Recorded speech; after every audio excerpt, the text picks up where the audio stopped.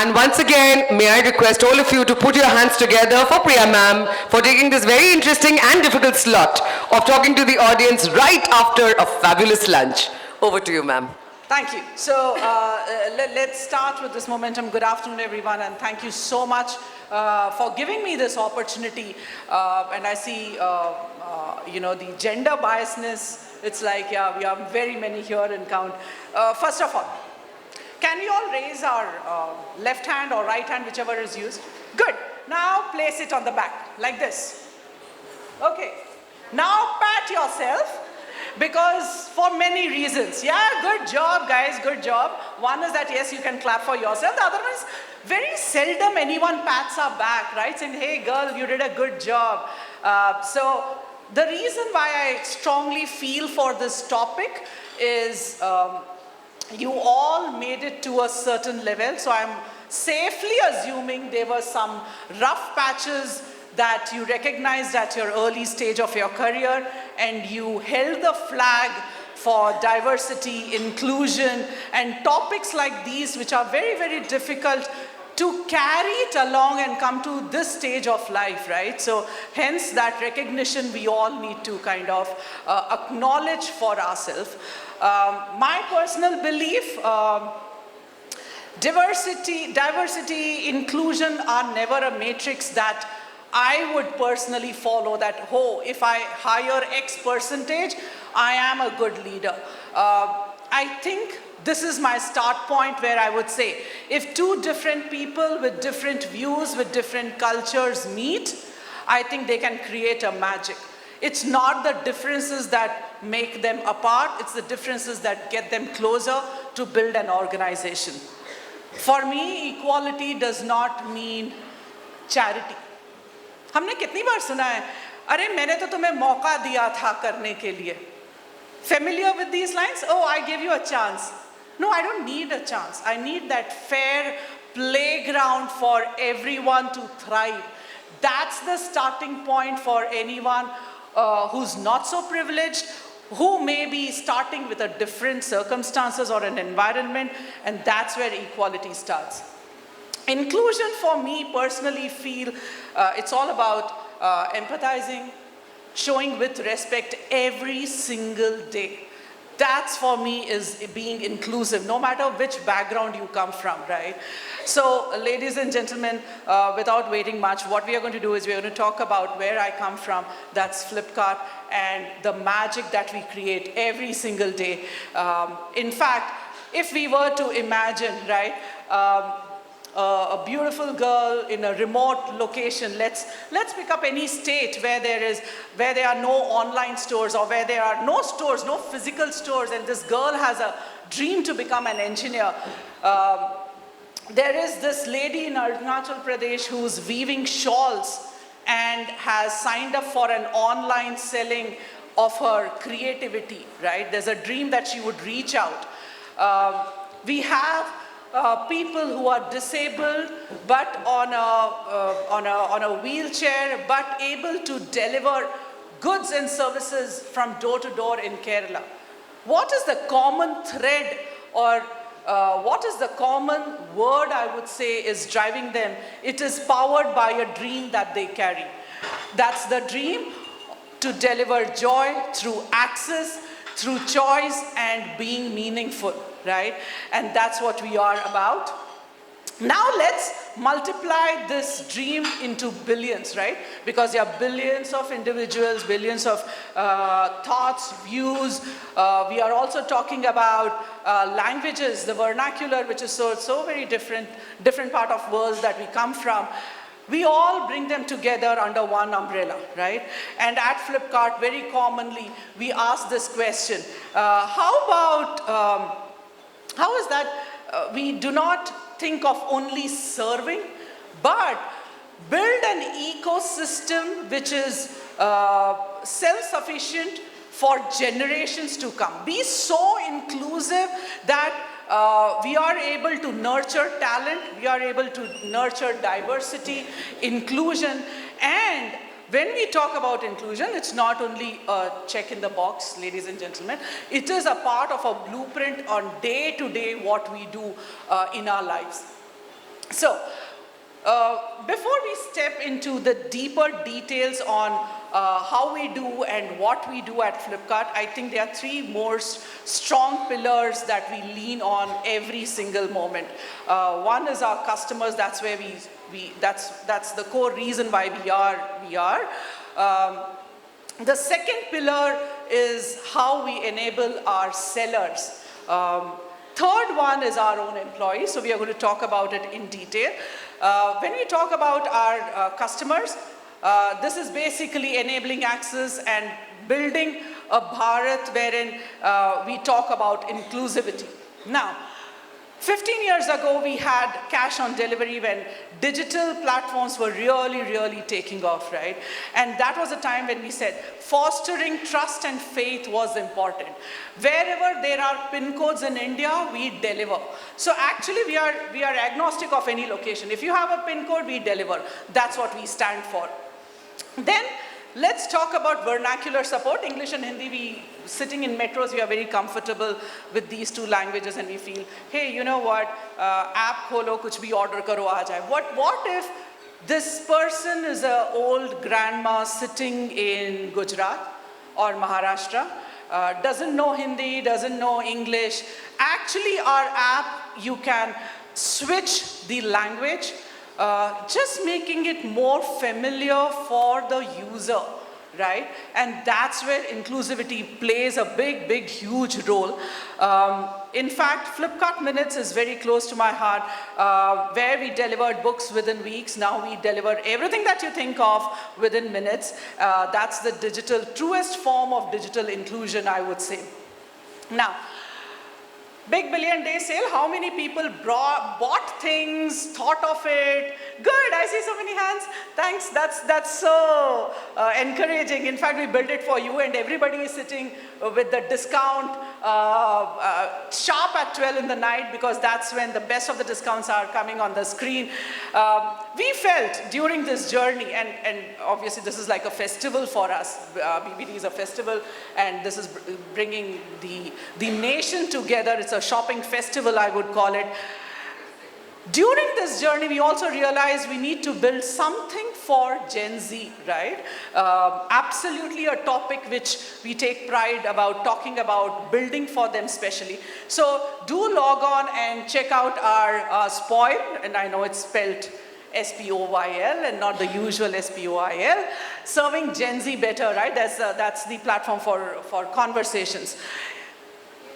Truly what we believe is not just building a platform where you click off a button, you get it, but empowering each individual in India wherein they are able to kind of express what they want to do and empower them and enable them. That's the key thing that we really drive. Now, when we talk about, so we talked about customers, what we do for them. Now we are going to talk about sellers, how we bring in our weavers, artisans, sellers from all over the country, log on to our platform, enable them.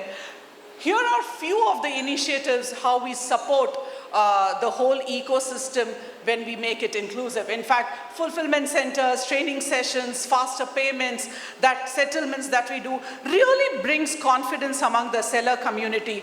One of the things that we really help with the new entrepreneurs, right? The micro and the middle and the MSC part of the section is how do you empower them? We have built an AI-generated tool for them every time they onboard.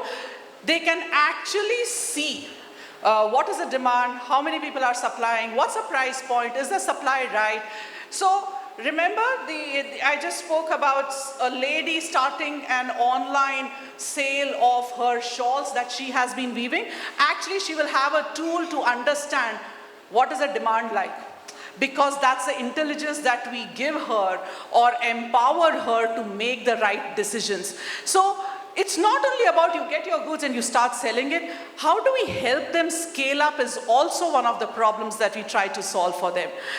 New Seller Success Program, again, this is one of the powerful programs wherein any new entrepreneurs who want to join or who want to sell goods can join us, and we make it so easy for them. It's free enrollment. It's like you can start selling your products on our tool. In fact, because of this, we have seen new entrepreneurs selling 2 to 3x times of what they were doing had they not logged on to our app. Now, what has this translated into? It's a collective growth. I would never say that only Flipkart grew, but it's the sellers who are growing. It's the customers who are making themselves more empowered, more enabled. That's around 20 to 30% that we have been seeing a growth because of all these enablements. And obviously, because it's a seller community, we see a great uptake wherein they feel very, very strong in terms of selling their products, which is more mindfully done rather than just placing a product. Highest seller NPS that we kind of see. Now, can I just have a help in playing the video? There's a short video for everyone on the seller side.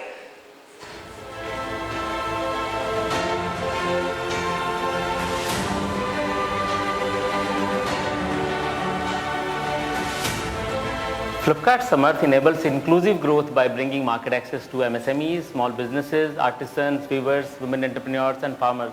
If you are able to bring technology and these heritage sectors together and bring market access to them, you are actually creating a huge inclusive growth, and that's really the motto of this program, is that nobody is left behind in a fast growing digital economy like India.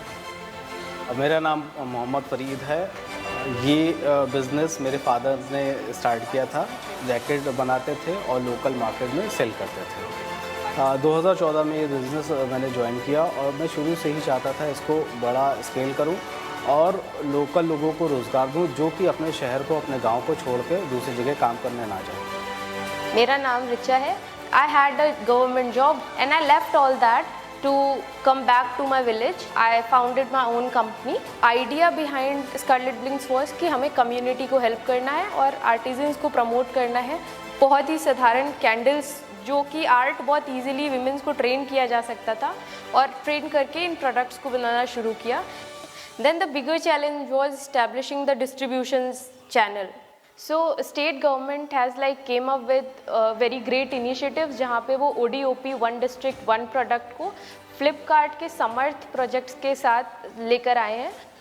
So ODOP is a flagship innovative scheme which was launched by government of UP in 2018, and the idea was that there were many traditional crafts being practiced, but because they had not been marketed or branded at a scale that is required, and they were tied up with the geography where the production was happening. Flipkart, they created a microsite which was dedicated to ODOP products, and I am glad to inform you that we have now almost 56,000 product categories that are being marketed through Flipkart microsite.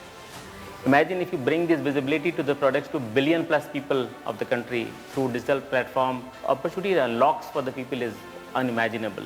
इनके साथ आपको access मिल जाता है India के एक एक village तक पहुंचने का, because now they are serving all the pin codes of India. तो इससे दोनों को ही बेनिफिट होता है। एक हमें अच्छा दाम मिल जाता है और दूसरी चीज़ कस्टमर को भी अच्छा एक दाम मिल जाता है। The growth in businesses of those who have registered in Flipkart system has been impressive. जो वन डिस्ट्रिक्ट वन प्रोडक्ट योजना तब 7 साल पहले से प्रारंभ हुआ है, इस पर ट्रेंड एक तरफ बदल गया है। बहुत सारे जो ट्रेडिशनल क्राफ्टमैन का बिजनेस जो पहले इतने लुक्रेटिव नहीं था, अट्रैक्टिव नहीं था, छोड़ के जो कहाँ लेबरी करने के लिए चले गए, इसी टाइप का क्राफ्ट में आने नहीं चाहते थे, उन लोग इस पे बिजनेस देखते हुए बहुत लोग वापस आके इस पे जुड़ गए, ताकि आने वाले पीढ़ी को भी एक रास्ता दिखाने के, मार्ग दिखाने के काम तो ODOP योजना कर रही है।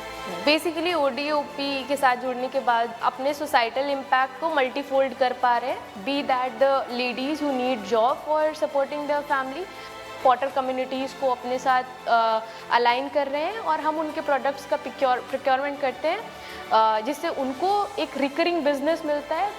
और ये लोग वो लोग हैं जो छोटे कारीगर हैं, जो अपनी कला को नहीं बचा पा रहे थे, जो कि काम बंद करने वाले थे अपना, लेकिन अभी वो अपना ऑनलाइन प्रोडक्ट लिस्ट करने के बाद और अच्छा काम करने लगे। उनको एक नई पहचान मिली है। Isn't that beautiful, right? And that's Flipkart Samarth.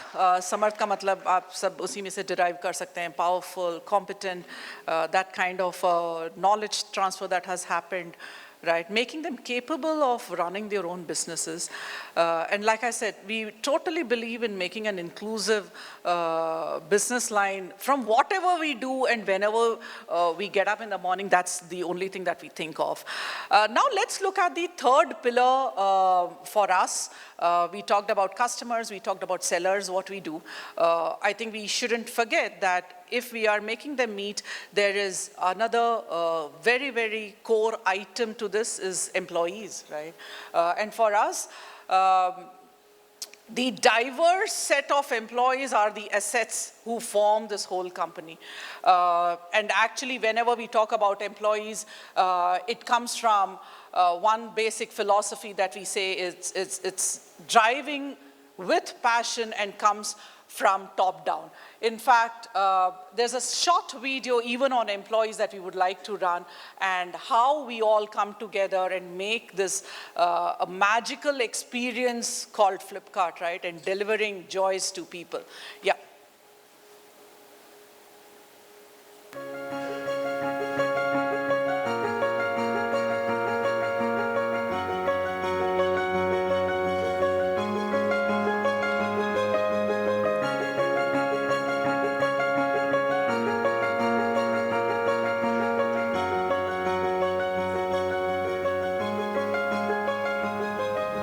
Flipkart में जॉब करके अपने घर वालों को सपोर्ट करती हूँ, जो कि मैं घर में बड़ी होने की वजह से घर से बाहर आना पड़ा है। तो मुझे मतलब बहुत डर लग रहा था कि मैं कैसे आऊँगी नाइट शिफ्ट के लिए। फिर मुझे HR ने बताया कि आपके लिए बस की सुविधा दी गई है, सिक्योरिटी गार्ड भी है साथ में, फिर HR टीम के भी कुछ लोग रहेंगे। आप मतलब आपको हर तरह से सेफ्टी दी जाएगी, आपको जाने आने के लिए नाइट में भी आपको कोई प्रॉब्लम नहीं होगी। जब मैं 2 से 4 दिन जब आने लगी, मुझे अच्छा लगा, जो कि फ्लिपकार्ट ने हमें हर तरह से मतलब सुरक्षा दिया। मुझे जो भी इनकम होता है उससे मैं थोड़ा सा पैसा सेव करके और मैं आगे की स्टडी करना चाहती हूँ।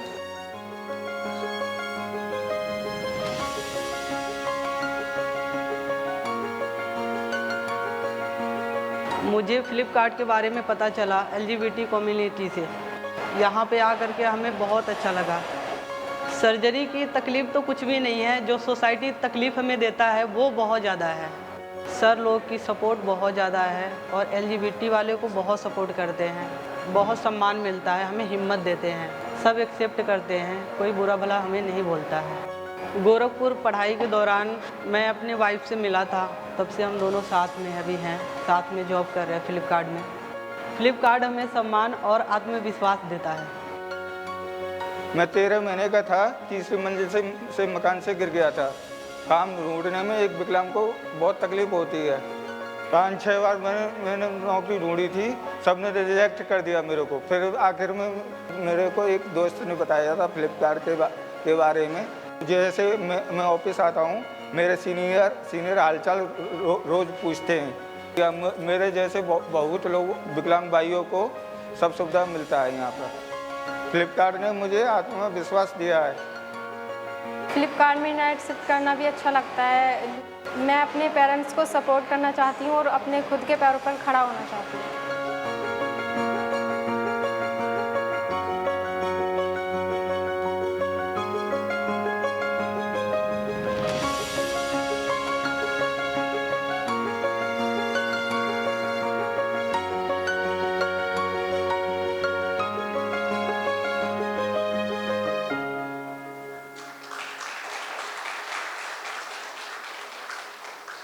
Like I said, it all starts from the top.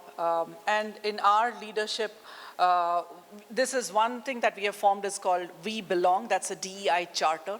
Here is a vision statement that we share at large. Strengthen diversity and foster a culture of inclusion to maximize the potential and well-being of Flipsters. Very, very core and very close to our heart. And every Flipster you would see emoting this at every stage of life. And I must share this. From our daily routine, like I am a CX head for ClearTrip and Flipkart Travels, but there are leaders in our organization who would dedicate time and support to ensure that this charter gets fueled across departments, across various line of businesses. One thing I'm very, very proud of is our leadership framework, even in Flipkart. We have one of the core competencies called inclusion.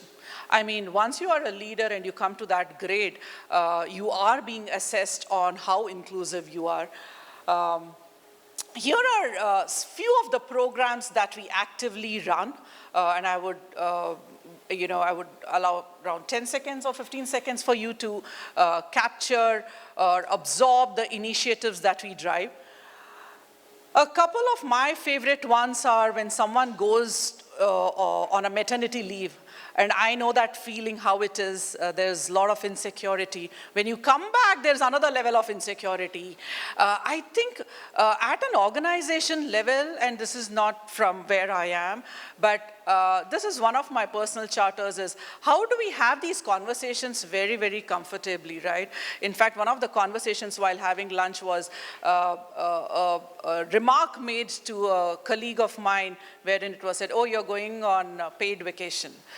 It's so hard-hitting, right? I mean, ask that mother-to-be what she's going through or after delivery, right? So that sensitivity, are we there yet as India? May not be.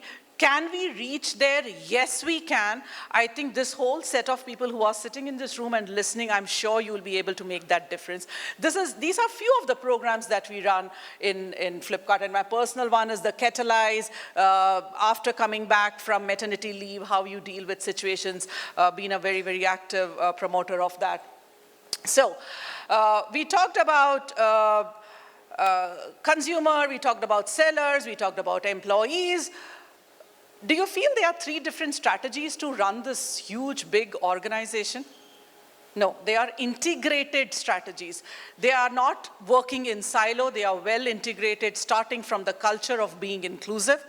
And with that, I would say, the more we talk about it, we make it inclusive, results in being more innovative, more resilient, and more importantly, we are more human. Thank you. Thank you so much. Sorry, I overshot. Thank you. How many minutes? That's okay. Thank you, Priya, for sharing so much. Please stay back on the stage with us. We have a little gift. Priya, gift. Mercedes, may I request your presence on the stage, please, to present this felicitation token on our behalf to Priya Sundaram.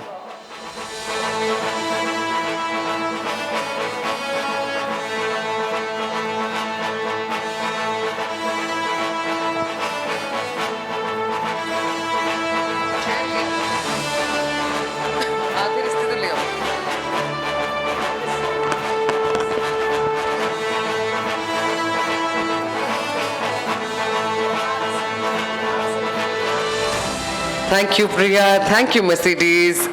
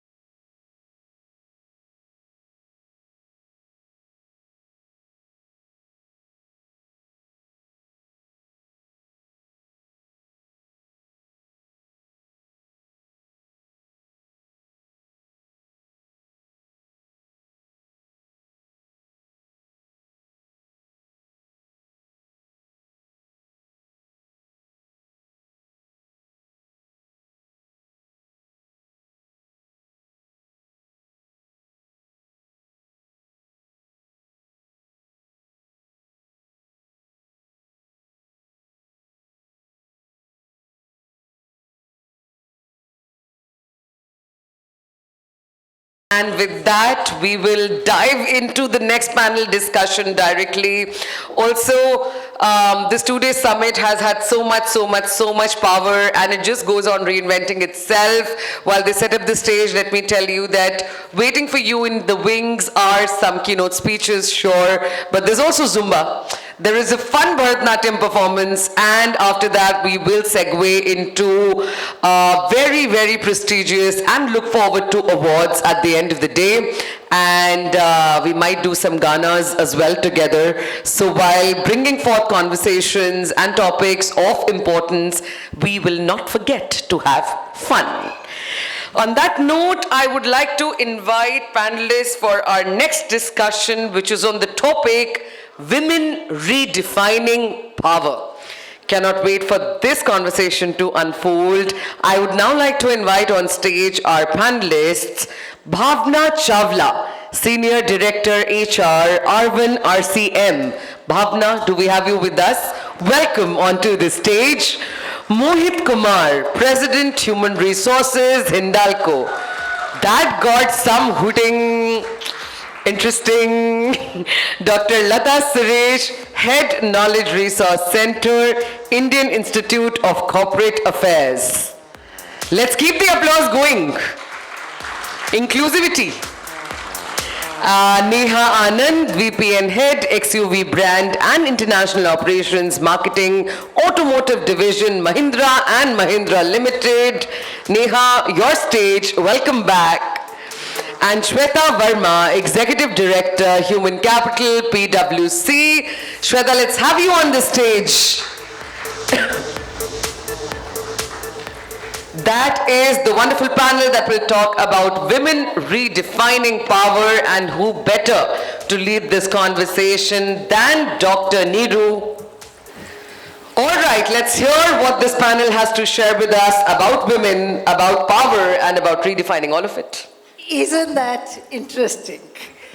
So first of all, I'd like to welcome my esteemed panelists, and I know that each one of them is to carry with them a wealth of interesting facts, emotions, stories that we are all going to do here. And those of you who've known me and been in panels with me, you know that I get provocative sometimes, and I am just not satisfied with the cliched questions, and we make this real. We make this deep, we make this real, we transmit the vibrations and energy to the audience in a way that they feel, wow, this is something I relate to, this is something that I've been wanting to hear in a forum like this, and the leaders who are sitting up there, they are so vulnerable, they're so human.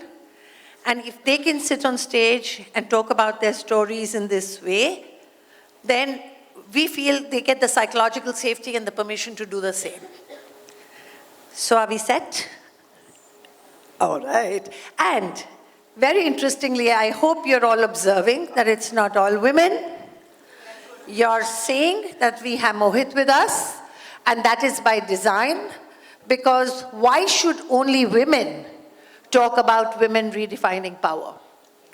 We have men with us, and I know of many good-intentioned men, good-intentioned male leaders who want to be part of this conversation. Right, Mohit? Absolutely. Lovely.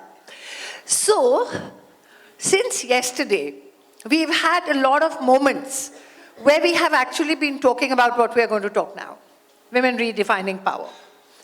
Sister Shivani spoke, and she spoke about a lot of our lifestyle, a lot of our things which sometimes, as women particularly, we forget to do while we're caring for others. And she said something that until you care for yourself, there will come a time when you'll not be able to care for anybody. And I think Mia said the same thing today, that if you're going to be in a burnout state yourself, one of the things you're slightly scared is you're going to be cynical and skeptical, and suddenly you will find inside you that you're not able to even give the warmth that you were once able to give. I know I've been through those stages, because you're so hard trying to survive in male-dominated industries, male-dominated societies, that it becomes hard. So some of these conversations have already happened. The minister, Savitri Thakurji, who came yesterday, she said something very interesting. She said, आत्मविश्वास तो अब कूट-कूट के भरा हुआ है औरतों में. She said that. She said, gone are the days. 4-5 साल पहले ऐसा था कि women are not feeling confident. Now no longer. Now it's something else, and we're going to talk to the panelists about it. But I feel the same. When I run so many programs, I feel the same.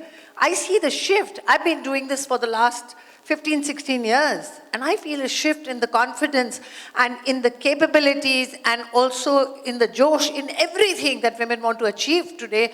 But there are still barriers, and we are going to talk about them very soon. So, my first question is to Mohit. All right. So, Mohit, tell us, I just spoke about the role of men. As we redefine workplaces, where for the first time we are seeing so many women leaders, and we are seeing so much participation of women, and also in an industry like yours, Hindalco, where manufacturing, hardcore manufacturing, it's been hard to, I've worked with you, so I know it's been hard to integrate the women force into the whole workplace in every level, in every function. What is the role you think that men have played in the organization? What is the role you have played for there to be such a lot of change? Well, thanks, Dr. Nehru. And as you have closely worked with Hindalco, you know the challenges that we have, right? We are a traditional organization, manufacturing organization. There since 58, in the remotest of the locations, exotic places, but very remote. So getting women over there to work, night shifts, shop floor, that is something which was unthinkable earlier. Now it is very much happening over there. What we are doing, and you have been an equal partner in that, one is supporting at the policy level. That is the dual employment policy that you partnered with us in creating that. Plus the policy for returning mothers, that flexibility which is given to them in terms of how many days you can take work off, or you can work from home, child care leave, and that's at the policy level. Also looking at when we are having the annual increments, whether there's a parity and transparency over there. So that's at the policy level. The bigger thing is at the culture level, right? How are we educating our people, both men and women both? As you are saying that women have to take charge of playing to their potential, right? Nobody can come in their way except themselves, right? So that is doing the workshops with them, finding your power within. We have done it across all our plants. Also educating men, that is what was relevant, say, in the mid-90s is no more relevant, right? Yeah. So either you end up patronizing or you end up excluding them, right? If not being vicious, right? So how do you just remain normal, right? How do you do a respectful, understanding dialogue? They don't need patronizing. They don't need to be taken care of. Okay, this is what guys will do. You handle this, right? So the bigger thing is in the culture part, we are listening, right? Not that we have become perfect, but on the other hand, we are going out there to the plants, listening to one of the visits when I had gone to these workshops, one-day workshops of listening to only women. One GT complained that they have put me into planning department and not on the shop floor, right? Fortunately, it was, the people did not know that she wants to be on the shop floor, right? Fortunately, we gave it the shop floor work to her, and she's very happy about it. So listening, culture building, and the development, the coaching, mentoring, fast-paced development. We are taking lots of women from the campuses. Every year we're hiring roughly around 400 to 500 young people from campuses, and out of that 40% are women. So putting them into accelerated programs where all this is there, right? Well-being programs, mindfulness, awareness, it is actually about the awareness, right? What is my place on the table and that nobody else can take it from me, right? And how do I claim that place, right? What to let go, you can't change the entire world overnight, and what to stand up for. So choosing your battles and constant dialoguing. As we are discussing, we have around 12 of our women sitting over here, and they are experiencing all this over there. So, yeah. So thanks, Dr. Neeru, for asking that. Mohit, my heart was singing when you said women don't need patronizing. And I'm sure many of the women sitting here, they felt delighted by this statement. How many of you felt delighted with that statement, women don't need patronizing? See, that's something that women are always struggling with. We don't need patronizing. And as you were speaking, I was just reminded of one of the incidents. It's not only Hindalco, it could have been any other organization, manufacturing, where if women were to come, there was a lot of patronizing. I remember going to one of the plants, and there was only one lady there. And we did an exercise where the men wrote on one chart and the women wrote on one chart. And as I was entering, he was telling me, the plant head tells me, Dr. Neeru, I've been to many conferences. I'm sorted in this thing. These guys here, they need change. We said, okay. We started that. And the guys read out their chart. And when the lady was trying to read out hers, nobody was listening. People were guffawing, laughing. She said, excuse me once. She said, excuse me twice. Nobody heard. Third time, she said it a little louder. Excuse me. And that was not well taken at all. He looks at her and says, what do you want? The same guy who said, I'm well sorted. But we've come a very long way from that. Well, thank you so much. Yeah, very, very long way.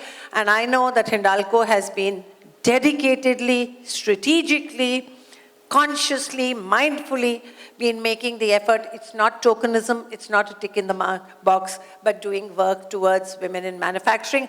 I would also go a step further to say PepsiCo is another organization, Hindalco is an organization which started way back 14, 15 years back when not many people were doing it. Thank you. All right, so Lata, question to you.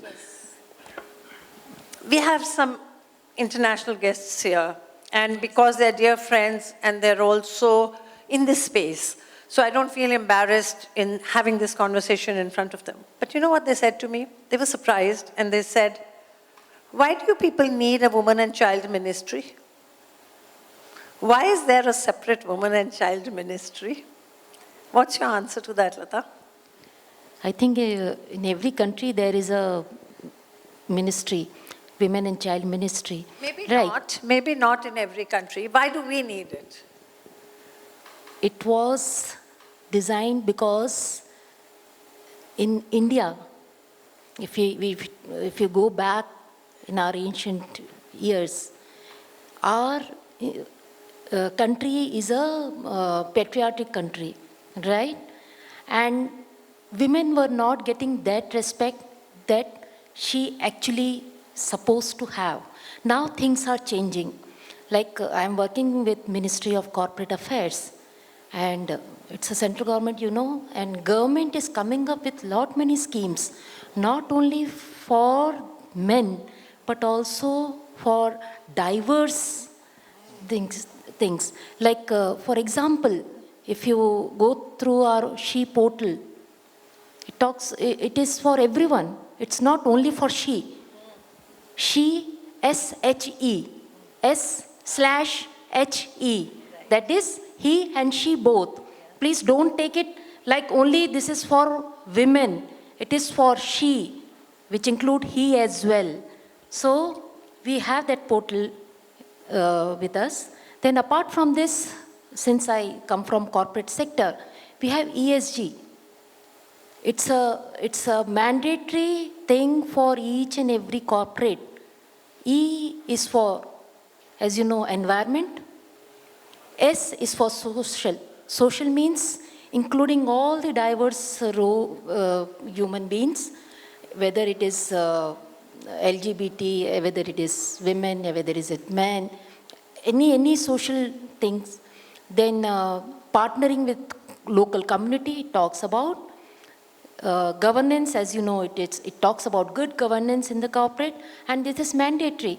And apart from this, we also come up with the CSR policy, which is for all.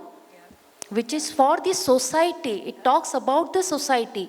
As he mentioned rightly that they come up with a 2 years policy, leave policy for the women, right? It is there in the government since beginning, you know. It's not, it's not... the child care leave. Yeah, child care leave, yes. That every woman gets for Yes, each child yes. up to 2 years till the Yes. child is 18 years 18 old. years old. Yeah. Yes, it is already there. Apart from this, for recently, yesterday, I think we got the increment, 3% increment DA. It is for all. Yeah. Not for men or women. It is for all. So we talk about, even we have the social justice ministry, you know. Not only women and child, we have social justice ministry as well in place. And we came up with lot many schemes, not only for the women, but for all genders. Yeah. Yeah, please. Thank you, thank you. Bhavna, so when we talk about so many schemes, when we talk about so much participation, and we say that in the past few years we've seen so much of rise of women participation, of women leaders, like all of you who have come up, many more numbers than were ever before. And we've done a lot of work on unconscious biases. Many of that has been already addressed. Do you feel there is still some gap in the acceptance, the way women lead and the way men lead? Because it's still relatively new. Do you feel there's still some gap in that? Sure. If I may just add, Dr. Neeru, to the previous question also. Yeah, I think and it got me thinking. And, you know, as ma'am put it, we've been a patriarchal society and, you know, all of that. I think IND or DNI, a core tenet of that is about equity. And and why do we have a women and child welfare ministry? I think the idea is, traditionally, we've not had equal amount of access or opportunity for women. So it's about equity. I think we can all visualize and dream of a day that we don't need that ministry. But I think till the time we've reached there, it's a step in the right direction. And, you know, if I look at the IND journey over the last 10 years, and as we speak to the numbers, and a lot of, you know, progressive actions that have also happened via the government, Yes. like the 6 months maternity leave, I think we are one of the most progressive countries globally. Yeah. We know, again, I don't know if we have guests here from the US, but like US is one of the developed economies, but doesn't have, like, even come close to 6 months of maternity leave. Yeah, yeah. So that's just my 2 cents on the previous question. Yes. So I think, like Lata said, we have been a patriarchal society, and like you're saying, the equity that is still very much needed, and we are not there yet. That part is still very much needed. So I'll ask Shweta this. Shweta, what do you think that, you know, when I go for workshops, very often I'm told, yeah, we needed it a few years back. Now it should not be diversity over ability. It should be on merit only. And why are we still having to give that extra prop, which we were speaking about in the morning? Why equity? You know, I often say this. When I started this work, I used to face some very hard battles. People used to bang the tables and say, "Aap to kya Bharat ka culture hi badlogi? Agar women or men dono kaam pe aa jayenge, to bacche kya hawa mein udenge?" Those kind of things I used to hear at that time. Then we went through a golden period where everybody started understanding that they're raising their daughters just the same way as sons. And nobody's telling the girl child that you are supposed to be looking after home. And therefore, men and women both started being much more open to these ideas. But unfortunately, I've seen in the last 2-3 years, we are again facing a pushback on equity. What are your thoughts on that?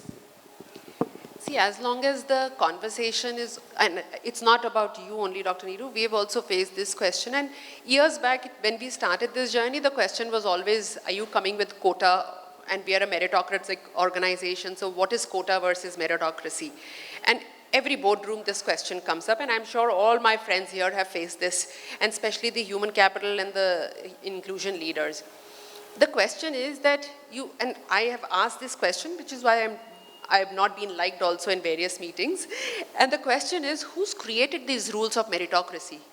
the men in the boardrooms have created these rules of meritocracy. Anybody who is not fit for partner position like in PwC or whichever senior level, the response is not ready. Ask one leader to define what does that not ready mean in 10 sentences, they will never be able to do it. Communication skills and all these very weird and not pointed developmental and feedback will ever come. So the questions have, or the real hard answers have been hidden in when leaders can't step up to say that, okay, we need to change the course and therefore it will be this, which is what is happening in the last 2-3 years, that we are driven by KPIs, we are driven by leadership tone. Till then, the question was very high on quota versus meritocracy and they were not ready to believe. But I think that the tone is changing now. And I feel that there are 2-3 reasons why the tone is changing. But before I go into those reasons, I must say, because you said that we are allowed to be provocative, Yes. not only you, we are allowed. Of course, I love that. I love that. And I knew you would do that, Shweta. So when this topic came to me, women redefining power, I was not happy. And the reason is that that means we are assuming that women have to redefine power and the power still rests in men. So I don't think so. I think that women define power. Very beautiful. Because today, if you step back and see what has happened in the last few years of post-COVID, the entire definition of leadership has changed. Women were always considered as soft, emotional intelligence, collaborative. This is what we always hear, right? Talk today and look at the research. What is research telling us today? That what are the good leadership qualities of today that the leaders will need for the next 10 years? It's the first is empathy, care, well-being, collaboration, emotional well-being. And this is what our generation of multi-generational workforce that we have is looking for. So it's not women redefining power. I think the leadership, the world has come to accept that what we stand for is the leadership style. So that is what power is. That is what power is. Yeah. Wow. And this is what I knew would come out in this panel. So Neha, what do you think about, is it truly, what Shweta is saying is something that we saw, we love it, the audience loves it. In reality, are these traits which women, let's say feminine traits, let's not say men bring or women bring or the entire continuum brings, let's say these feminine traits could be in anyone, they are different from the old model of leadership. We've begun talking about it. Is it really accepted? What do you think? So I'll just like to add, right, like you rightly said, you know, the framework of leadership itself is changing today. And it's going to take time for society to really embrace that. And I'll just give a very small example, you know, coming from the automobile industry. Today you have a lot more women buying SUVs. It's a very simple statement, but you have a lot more women buying SUVs. I'm repeating that. And the reason is not because they want to showcase power. The reason is your vehicle is an extension of who you are, right? The social fabric of women is changing today. They're more confident in calling out who they are. It's not that they've changed. It's just that they have more courage to stand up, to call out who they are. And that is also getting showcased in, you know, the way today we are standing up as leaders in the corporate world and in society. It's not just the corporate world, and in society. And it's going to take time for society to accept that. It's not going to be easy, but I think we've broken the glass ceiling. I think now we need to be in the room and restructure the room. So when you say we need to do this whole cultural revamp, I think women in the new framework, and like you rightly said, right, the new norms of leadership are really the norms that women naturally bring to the table. So we have that little advantage definitely, and I think it is how do we now change the social fabric, because it's also in homes, right? Your home is a reflection of the larger society in many ways. So even in the homes, how are we now, you know, with our children, with our spouse? I think it starts from there. And if you make changes, and the education system, So if you make changes there, I think you will see larger changes coming in at the corporate world and in society. So. Yeah, and our rally today morning was testimony of that. And the way, those of you who were not there, the way our women participants of the rally showed up at 6:30 a.m. 6:30 a.m., this hall was full of the participants and their energy could not be contained. And I said, go for it. You're going to drive around the cities of Delhi and tell them that women are here. So, and women drive, and that's more also symbolic. It's not just the literal driving, but it is breaking a huge stereotype. Absolutely. But to your point, Neha, of bringing it at home also, you know, I'm going to bring in a home connotation in the workplace and at home. So, because, you know, I do these women journeys with many organizations, you know that. And in that, the stories that I hear are still hugely about non-acceptance. So when you see women bringing in these feminine traits, in your own archetypical mind, somebody will say, you're like my sister, you're like my mother, and maybe that's not appropriate. And then, suddenly when you have to be effective, suddenly when you have to have tough conversations, or you have to draw boundaries, it's seen as harsh, it's seen as abrasive, and because they still have the archetypical mother, sister, till the time you were showing those feminine traits of empathy and all that, till that time you were very nice, but are only men allowed to have tough conversations? Are women not allowed to do that? And what is the reaction of men when they do that? Mohit, I'm going to ask you that. Sorry, I want to just respond very quickly on that. I think the toughest conversations I've had at home have been it's been my mom bringing up the toughest topics. No, really, going back to home, more than my dad, it's been my mom. But when it comes to the workplace, for some reason, we kind of don't look up to the woman figure as much, right? Yes, so just want to call that out, but I do have another point I'll share later after Mohit. A very interesting conversation, Dr. Neeru. And as you rightly mentioned, it's not about men, women. It's about the feminine and the masculine traits and the acceptance of that in the workplace, right? And to be honest, the acceptance of the feminine traits is not that high. The kind of work which I have been doing, and my friend sitting over here, how do you bring in more of feminine in the workplace? And as Shweta and Neha rightly pointed out, that's the leadership for tomorrow, right?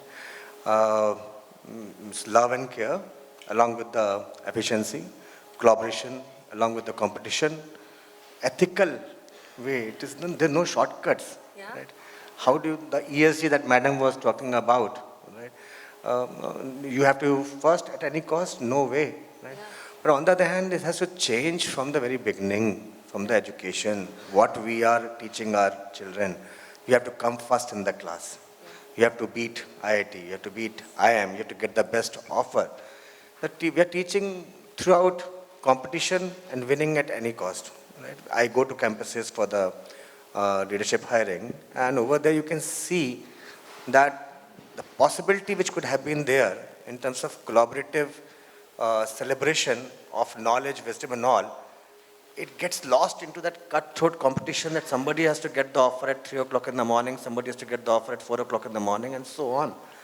It has to change at that level. And that is where what Lata Madam was talking about, learning from our own ancient wisdom also. Yeah. That is, Swa se Swarv ki journey.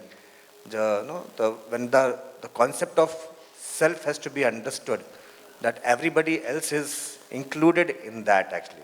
We are one with all that is. Yeah. So we can't be victorious unless and until the collective is victorious. But that education has to shift from, and there has to be more and more space to be created. For this generation, it's not about men, women, right? For this generation, it is going to be a tough journey to bring back the feminine, right? I'm sure that, going for, it's not about, there is a feminine in me, and I celebrate that. By the way, for me, it's a personal thing. I have 3 women at home, right? So, yeah. So it's a struggle, and it's a struggle worth it to bring back the future. To bring back the future into the workplaces of today, actually. Yeah, I love that. Bring back the feminine. This is beautiful. But, you know, before I go to Lata, I just want to address of yours saying, bring back the feminine, or Shweta saying, why should there be a need of a panel where you have to name it like that? Why should there be a need for women, standalone women program? You remember when we used to do the reach out, even then this conversation, why women leadership alone? In Winspire, we've had these. Is there anyone here in the audience who's gone through the journeys that we've done, Winspire or Catalyze? Is there anyone here? Yeah, so let's, I just want you, okay, I think that's Garima? Yes, Garima, I just want you to share, what do you think when we spoke about the acceptance? Because if we bring back the feminine, the women should be able to speak out and be bold enough in their voice to bring that angle into it. What did you experience in yourself and in the fellow participants when we started the program? Sure, ma'am. Thank you for giving this opportunity to share the experience here. When we got onto the journey of, this is a beautiful journey that Neeru ma'am runs with our organization. Year after year, we have completed, I think, 5 or 6 chapters of it, journeys of it.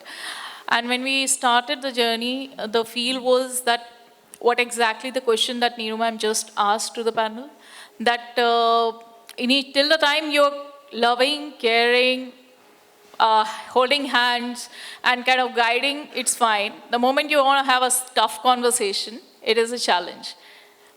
That was the initial phase. But as and when we got onto the journey, by the end of it, we understood that each one of us, our self-development, self-acceptance, and self-growth, how we picture ourselves, where we place ourselves, what should be our boundaries, it was very, very clear.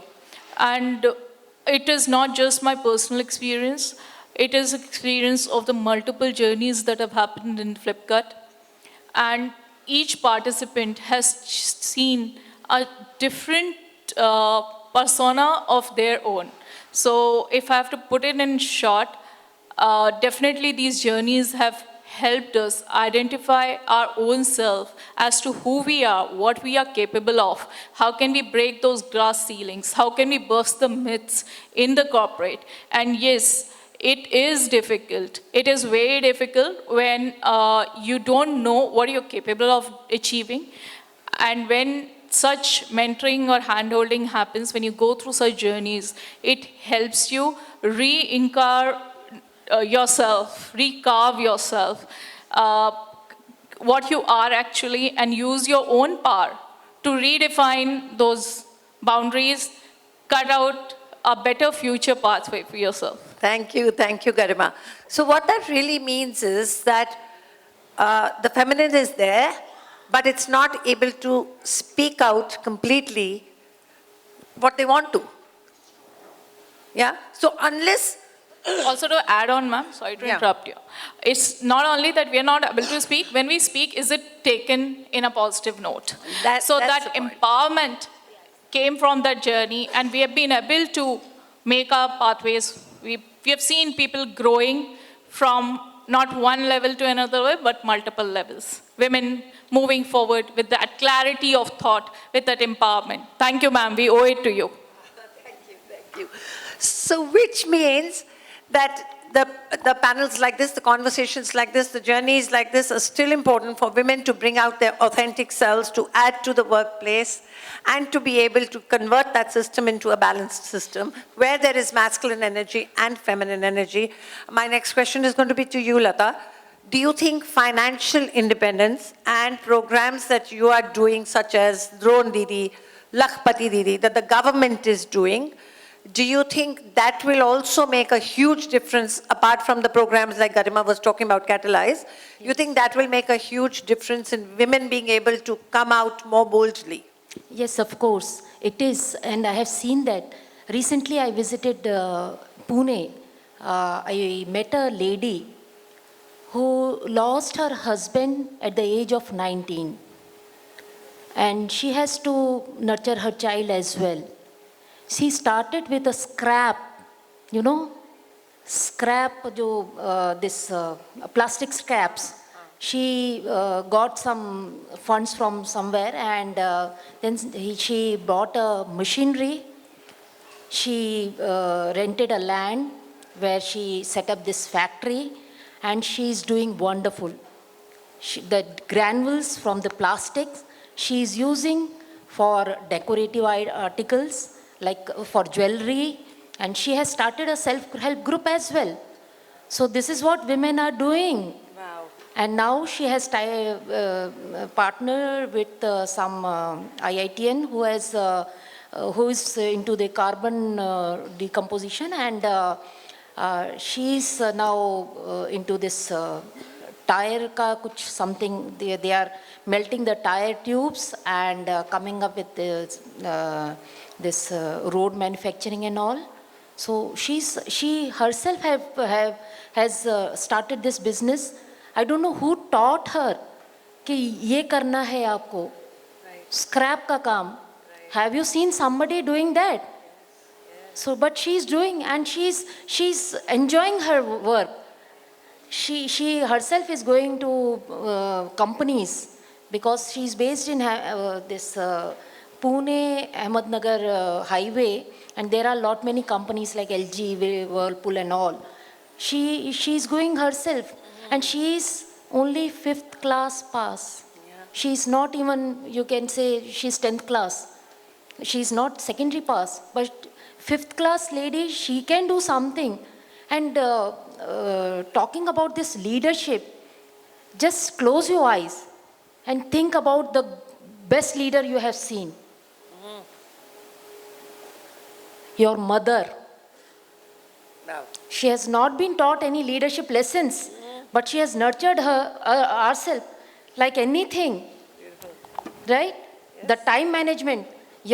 We can go to our schools with packed lunch boxes because of her time management.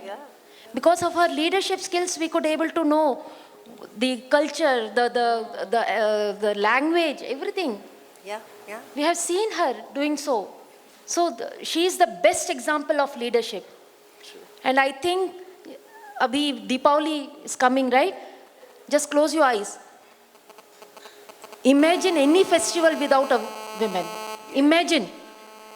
Yes, wonderful. Without a woman, there is no festival at all. Yeah.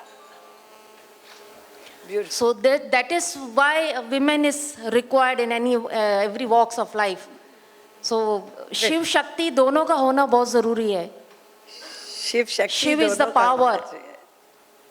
Shakti is again a power. Yes. So Shiv Shakti नहीं होगा तो you cannot run the society at all. Beautiful. Right? Lovely. So Thank you. see, I would tell about myself. I am independent since I was in class 10th. I have never looked back. I started giving tuitions to the kids, and then I have 3 masters, PhD, MPhil, and I did many certification programs as well. I'm still learning. I'm still learning from all of you, and this is a very good platform. I must congratulate you, Neeru ma'am, because this is the first platform I have seen sign language. I have never seen in any conference. जो कहते हो आप करते हो, right? Saying is doing. She is doing the same thing. It is not been seen anywhere. I have been to many conferences, but this is the first time I have seen this. And congratulations to you. कहते हैं तो करते भी हैं आप. Thank you, thank you. So, Bhamna, to her point about, and I wholeheartedly congratulate R1. For she was talking about the woman who was working with scraps. In your organization, I have been moved so deeply, I cannot tell you. Because yours is one organization who is investing so much in entry-level women to say that we want to do a journey like this and invest in our entry-level women. And perhaps in most other organizations, I'm doing senior women. So for me, this is a very touching experience. Because these women come and say, I used to live in a jhuggi. Or they say, my father was a farmer or an auto driver. And today they say, I want to buy my parents a house. The fervor that they come with, it's enormous. Now you tell me, I'm with them, I listen to their stories internally, perhaps in our day-to-day work. All of you may not be getting time to listen to their stories so deeply. You have so many, a great population of women who are coming from the remotest areas of India and from all kind of social strata, and now walking shoulder to shoulder with those who have been brought up in the metros. How do we create equity among women who are coming from these different strata? And how do we encourage those I'm talking about even more powerfully? Tough question, I know. No, thanks for that, Dr. Neeru, and I'll try and address, I think, your previous question as well, if time permits. So yeah, ma'am's talking about Winspire. This is, I think, like a passion project for the both of us, for the entire team, and our team is here that's worked on this program. I think like any organization that starts on the I&D agenda, we went through, focus on hiring. That meant like, bringing diverse talent, senior levels, middle levels, a lot of the things, unconscious bias, all of that happened. Over the years, as we continue to kind of observe, I think, our numbers, demographic trends, and we realized that our the challenging area, which I think is not unique to our organization, it happens in all industries, is at that mid-career stage, which is when women tend to drop off the workforce for caregiving, for other personal commitments. And that's the stage that we realized that we needed to create an internal pipeline for. And rather than taking that standard route of like doing a program for senior women and executive women, and I know, all of those are important and exist, but there was a need to really start like at this early career level, at the grassroots level. Because, and I genuinely believe and, agree with Dr. Neeru, I think the impact that we've been able to make with these women, and they're 5-7 years into their career, like in their 20s, I think is far greater than maybe, the impact that you're able to create, later on in someone's journey. And the impact and the value that you get, the gratitude, I think the loyalty that you get from them, all of it, it kind of just grows manifold. And it is, I would say again, just credit to Dr. Neeru, that it is truly, I think in L&D speak, we'll say holistic development program, but I think this truly is, speaking to that. There are, of course, the obvious components around, leadership skills, communication, networking, whatever we may talk about. But I think it has elements like coaching, again, which is not something that a lot of organizations maybe invest in at that, career stage of women. And, peer learning circles, which is helping bring forward conversations like Dr. Neeru was referencing. Like we've had women come out and like discover or talk about their sexual orientation. We've had massive personal breakthrough journeys and conversations that have happened through the course of the program. So it's genuinely, I would say, like in HR we try and we want to create a psychologically safe workplace and create these spaces where individuals can come up and be themselves and who they are. I think the program in that microcosm has kind of created that space. Yeah. So thank you for that partnership. Absolutely. No, that's something I think I keep congratulating you on. So thank you for that. Last round of questions. Shweta, yours is a tough industry, and I have had multiple conversations with your directors and partners, and each year after year, we think, okay, What should we now go deeper and move them even more? One thing that I've heard from your directors and partners always is, I have very tight deadlines. And, and yeah, I wanted it yesterday. And therefore, I don't have so much time to think about all this. This is all fluffy stuff. Abhi to hame kaam karna hai. I'm a chartered accountant, मैं ये सब क्या सोचूं? How do, I know you, Shweta, have personally moved heaven and earth to make a difference there, to make a dent, and you've been doing it for years now. Tell us some of the strategies that you use to change this mindset, to be able to drive the point of inclusion, gender inclusion, and all other forms of inclusion much deeper. So, I don't think so that there is one thing that has worked, or I can say that it is a miracle medicine. There is no denial that people sitting in this room are responsible for tight deadlines because most of them are our clients and that they give us tight deadlines to work with. So they are all responsible for the work-life balance not happening in PwC. So, that is for sure. But having said that, ours is a client-facing industry and the client pressures never go away. At the same time, work-life integration, balance is coming out everywhere, and I don't think so we have solved the issue.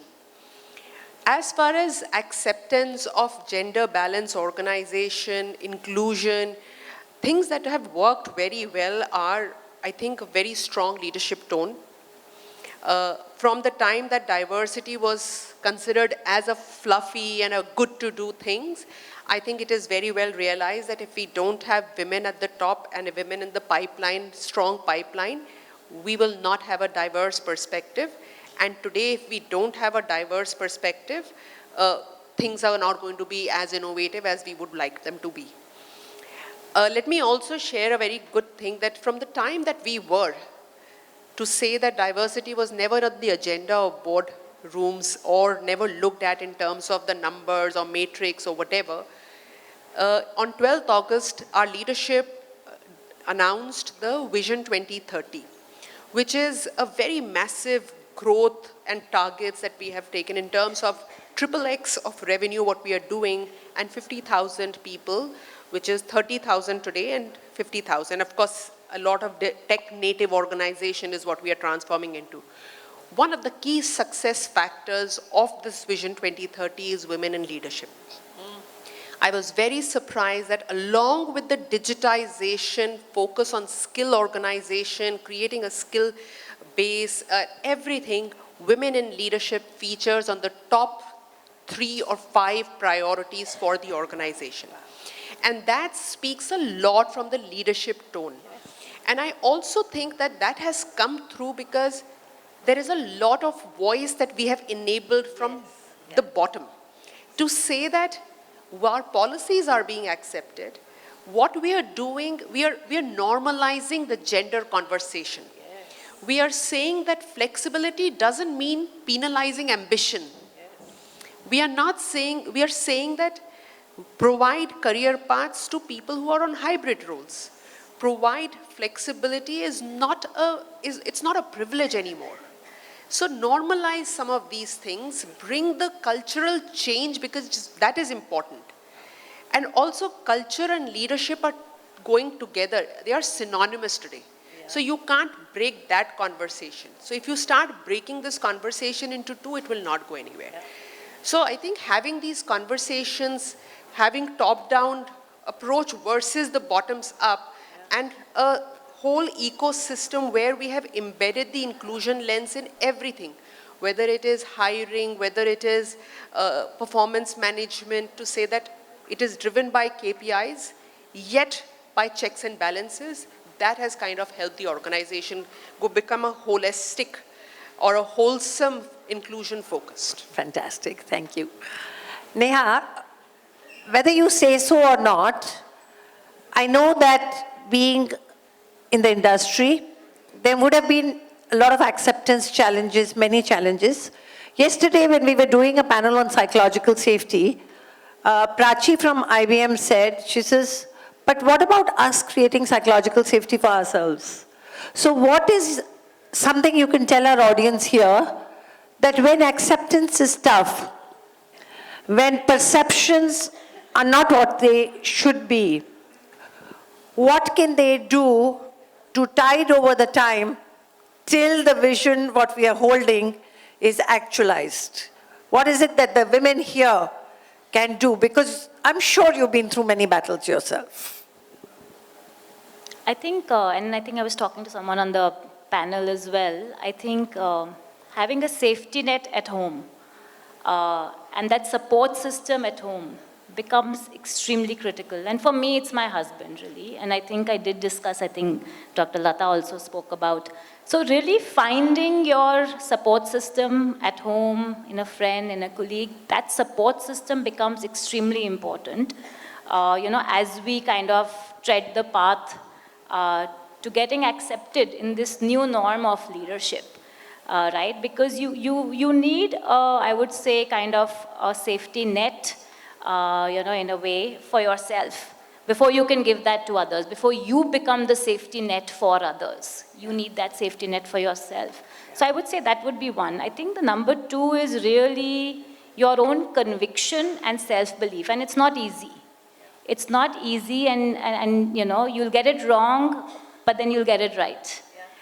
So you have to kind of, again, tread that path, but really kind of believing in yourself. Because, to be accepted, first you have to accept yourself for others to accept you. So I think that becomes critical, to introspect and accept who you are. And I think having those two become, in a way, your support system. You yourself and that, whoever, that person, that support system that you have. So identifying those early in your career journey, the early you kind of come to terms with who you are, what you stand for, becomes important. So I think in many cases for us, for example, self-awareness is a very important first step, kind of to get there. So yeah, that would be my input to the audience and the women sitting here. I just want to add, to what she said, and I think we have a lot of women here. And these are very dynamic times that we are in. AI, digitization, agentic AI, everything is changing the way we work. And everyone is saying that our roles may exist, they may not exist. So we really don't know that what is going to happen tomorrow. My only request with all the women here is that own your career selfishly. Because no AI will replace you, but a person who knows AI will replace you. So your self-development, your upskilling, your career is in your hand. So don't fear having a conversation, what will elevate me, what will give me a promotion, why should you not? I mean, be selfish for your careers, your journey is my request to you, and I think that has worked very well for me. Wonderfully said. Now they're getting charged up. I want to just add, just to add to that, is really own your ambition. We're shy of our ambition, or we are shy of being ambitious sometimes as women. Just wanted to add, there was a survey in this, that the women who are into the organization and into the financial system, that the organization has turned up well. Yeah. There is a McKinsey report is there. Apart from this, just wanted to add what she said. There is a mandate from the government of India that there should be women on board. It's mandatory, independent directors on board as a women director. It is mandatory. And if you go through recent data, it is real-time data. So I was just watching, 38 out of 38,000, 11,000 are women directors already registered with this independent directors data bank. Right. So, adding to her. Yeah, Bhavna wants to say something. We'll have to be very quick now. I've been given the slip of time. I'm just adding to her. Instead of saying daughters not to do this, not to do that, we should ask our son to respect the women. Beautiful. Very beautiful. Once this equality is there, I think there will not be any gender biasness in any organization. Very nice. Okay, Mohit and Bhavna, very quick last thoughts. I've already been given the slip of time up. So very quick last thoughts. Well, so the journey is on. And in the process, we have to do not one strategy, but multiple strategies, right? Yes. Sam, Dam, Dand, Bhed, right? Sam is about being compassionate, that people, what they do is coming from the unconscious. So education, awareness, dialoguing, right? Like we did open pause sessions on the floor, not 20 persons pause sessions. We are doing something on managerial effectiveness, gender dialoguing. You are part of that. That is the Sam part of it. Dam, that is the people who are demonstrating that quality, which is an effective quality where the genders can come together, dance together, create together, collaborate together, publishing those stories. What you are doing, what you are doing over here in terms of creating the positive stories and making them amplify more. Yeah? And also we have to be decisive with respect to the people who take their power for granted. They are who are incorrigible, right? So taking decisive actions, and we have enough mechanisms for that. And last but not the least, the dialogue has to go on. The dialogue has to go on, the efforts have to go on. We have covered a journey, yeah, but we have lots of journey to cover, where it is a Shiva Shakti collaborative cosmic dance, right? Yeah. Miles to go. Miles to go. Yes, Bhavna, quickly, last thoughts. Yeah, so I was going to say, I think that a lot of progress has been made, and in terms of representation and at the workplace. Maybe I'll say something still provocative, to use that word, and challenging. I think what remains the same. So maybe 20 years ago there weren't as many women in the workplace and in leadership as we see today in this room, on this panel. But what has remained unchanged in 20 years or past generations to today is that even today on the home front, the primary nurturer, caregiving, domestic responsibilities entirely rest on the woman. Yeah. And it could be a woman CEO, it could be an early career woman, it could be at any stage. And I think till that changes, it's going to get into the way of as much ambition as there may be, but a career decision for a woman is a factor of 5 other things. Yeah. It's a very linear decision for a man. Yeah. I can relocate, I can do long hours, I can do whatever. And I'll just illustrate this with a very small example. A friend of mine shared this with me the other day. There is, let's say, a co-working couple, husband and wife, nuclear family, they have a child. And one day, the woman or the mother has to step away for work and is unable to look after the child. And this is a man of today. He steps in, no issues. It's not a 1980s conversation as to why you're working late and I am allowing you and so on. None of that. But after the fact, there is a subtle statement. Wasn't it nice that I was able to help you out today? What does that say? This is parenting or co-parenting, right? The child belongs as much to the mother and the father. But when the man steps in and does the basic, as society, we are conditioned that, he's done an extra initiative, as we would put it, at work.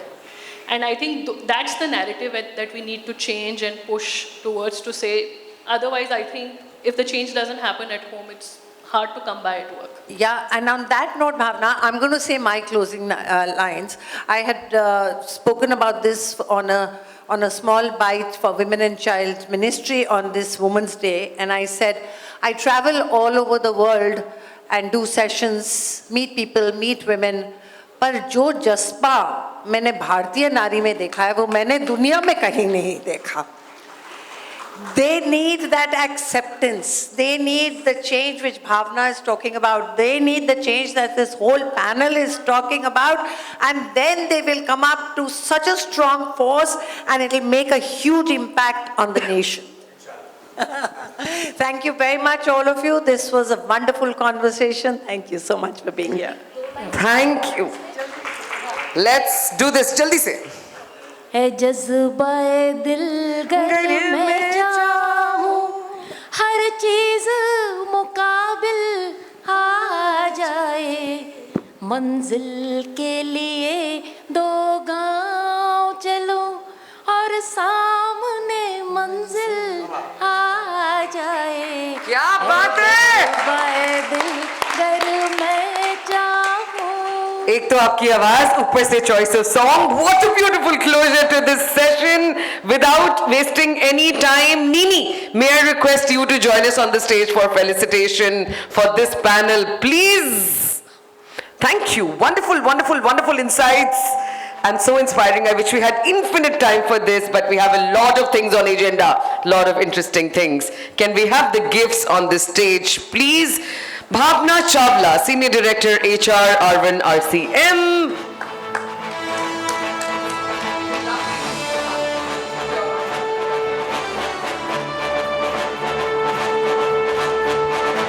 Mohit Kumar, President, Human Resources, Hindalco.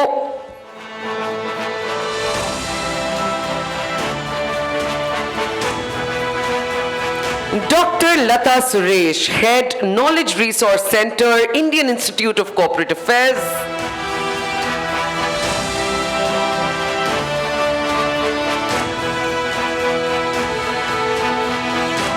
Neha Anand, VP and Head, XUV Brand and International Operations, Marketing, Automotive Division, Mahindra and Mahindra Limited. And of course, Shweta Verma, Executive Director, Human Capital, PwC.